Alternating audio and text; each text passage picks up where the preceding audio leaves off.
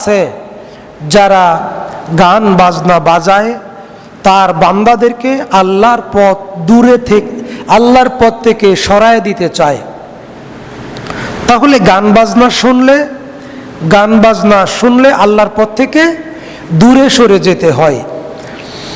আন আবি মালিক আল আশআরি রাদিয়াল্লাহু তাআলা আনহু قال رسول الله صلى الله عليه وسلم لا تكونن من أمتي أقوام يستحلون الحرى والحرير والخمر والمعازف। আবু মালিক আল আশআরি রাদিয়াল্লাহু তাআলা আনহু বলেন, রাসূল সাল্লাল্লাহু আলাইহি ওয়াসাল্লাম বলছেন, লা তাকুনান্না মিন উম্মতি আকওয়াম, আমার উম্মত, আমার পরে, এই সাহাবায়ে কেরামের পরে এমন একটা জাতি আসবে তারা আমার উম্মতের অন্তর্ভুক্ত হবে।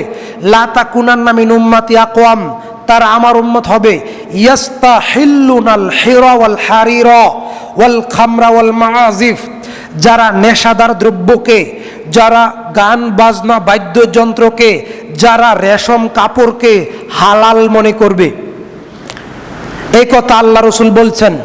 গান বাজনাকে উম্মত হালাল মনে করবে, রেশম কাপড়কে উম্মত হালাল মনে করবে।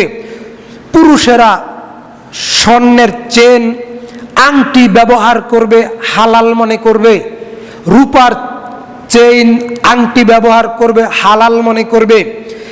মদ হালাল মনে করবে, যদিও মদের নাম থাকবে অন্য অন্য ভিন্ন ভিন্ন। বুখারীর 5590 নম্বর হাদিস।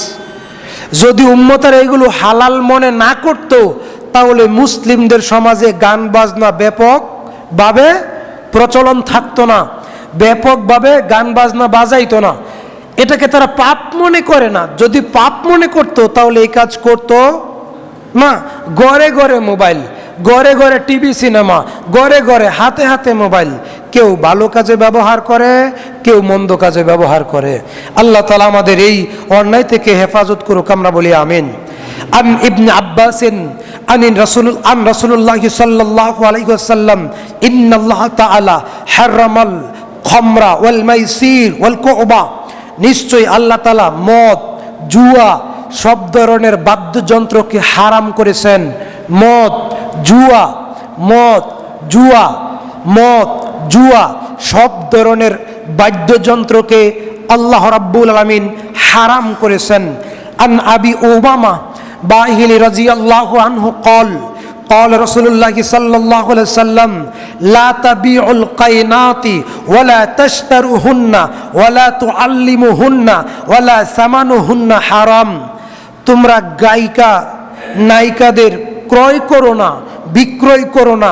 গান বাজনা বাদ্যযন্ত্র তাদেরকে শিখাইয়া দিও না, তাদের উপার্জন হারাম। তিনি বলেন, লা তাবিউল কাইনাত, তোমরা নর্তকী ক্রয় করো না। নর্তকী ক্রয় বুঝেন? ওই যে নাচ গানের শিল্পীদেরকে ভাড়া করে আনে না সামাজিক অনুষ্ঠানে। এটা তো মুসলিমদের সমাজেই হয়, অমুসলিমদের সমাজে? মুসলিমদের সমাজেই হয়। আল্লাহ রসুল বলেন, লা তাবিউল কাইনাত, নর্তকীদের ক্রয় করো না। ওয়ালা তাশতারুহুন্না ওয়ালা তুআল্লিমুহুন্না, তাদের বিক্রয় করো না, তাদের গান বাজনা শিখায়ও না। শহরে সন্তানদেরকে গান বাজনা কিন্তু শিখায় বিভিন্ন শিল্পকলা একাডেমিতে, প্রাইভেট টিচার ভাড়া করে রেখে। এটা কি আপনারা জানেন না? জানেন। কিন্তু আল্লাহর নবী সাল্লাল্লাহু আলাইহি ওয়াসাল্লাম বলছেন, ওয়া সামানুহুন্না হারাম, তাদের উপার্জন হারাম। গতকালকে কয়েকজন মুসল্লির সাথে বলছিলাম যে বড় বড় শিল্পী যারা, নায়ক নায়িকা, মরার আগে ভিক্ষা করে মরে। অর্থাৎ টাকা পয়সা কিছুই থাকে না, সারা জীবন লক্ষ লক্ষ টাকাও ইনকাম করে। মরার আগে এমন অসুখ হয়, সরকারের কাছে, বিভিন্ন ধনী মানুষের কাছে চিকিৎসার টাকার জন্য ভিক্ষা করে, হাত পাতে। শুনছেন না আপনারা? দেখছেন না? এটা অভিশাপ। আল্লাহ তাআলা, আল্লাহ রাসূল বলেন, আন আবি উমামা বাহিলি রাদিয়াল্লাহু আনহু قال رسول الله صلى الله عليه وسلم لا تبيعوا القينات, তোমরা মোবাইলে এমবি ভরে, ইন্টারনেট ভরে ছবি দেখো না, নাটক দেখো না, সিনেমা দেখো না।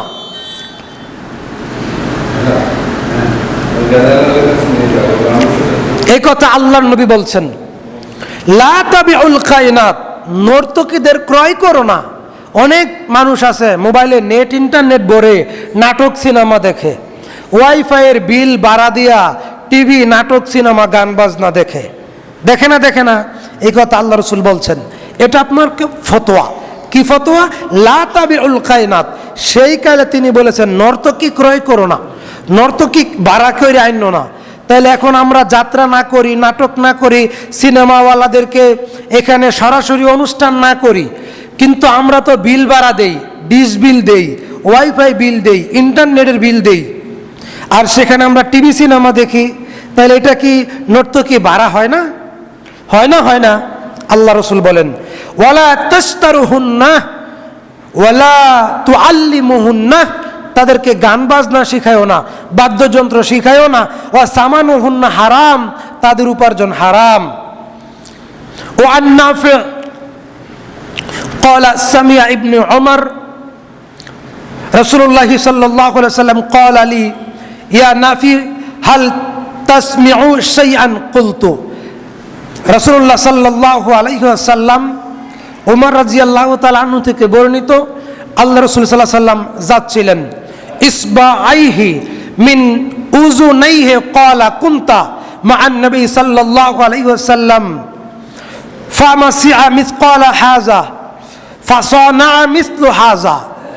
আল্লাহর নবী এবং ওমর একটা পথ দিয়ে যাচ্ছিলেন, এমন সময় দূরের থেকে গানের আওয়াজ আসলো। আল্লাহর নবী তিনি তার দুই আঙ্গুলকে দুই কানের ভিতরে ঢুকাইয়া দিলেন, দুই হাতের দুই আঙ্গুলকে কানের ভিতরে ঢুকাইয়ে দিয়ে অনেক পথ দূরে গেলেন। কানের ভিতরে আঙ্গুল থাকা অবস্থায় ওমরকে জিজ্ঞেস করছেন, ওমর এখন কি গানের আওয়াজ শোনা যায়? ওমর এখন কি গানের আওয়াজ শোনা যায়? ওমর বলছেন, আল্লাহ রসুল জি না, এখন গানের আওয়াজ শোনা যায় না। তখন আল্লাহ রসুল কি করলেন? তিনি তার দুই আঙ্গুলকে কান থেকে টেনে বের করলেন। আর আমাদের ঘরে ঘরে গান বাজে না? কথা বলেন। যিনি নামাজ পড়ে তার বাড়িতেও গান বাজে, হয় তার ছেলে শোনে, নয় তার স্ত্রী শোনে, নয় ছোট ভালো মানুষেরা শোনে, কেউ না কেউ শোনে, ইচ্ছাকৃত অনিচ্ছাকৃত। এটা একটা ফিতনা। আল্লাহ আমাদেরকে এই ফিতনা থেকে মুক্ত করুন, আমরা বলি আমিন। নবী করিম সাল্লাল্লাহু আলাইহি ওয়াসাল্লাম বলছেন, আমার উম্মত যখন লা তাকুনান্না ফি হাযিহিল উম্মতি খাসফুন ওয়া কাসফুন ওয়া মাযখুন ওয়া যালিকা ইযা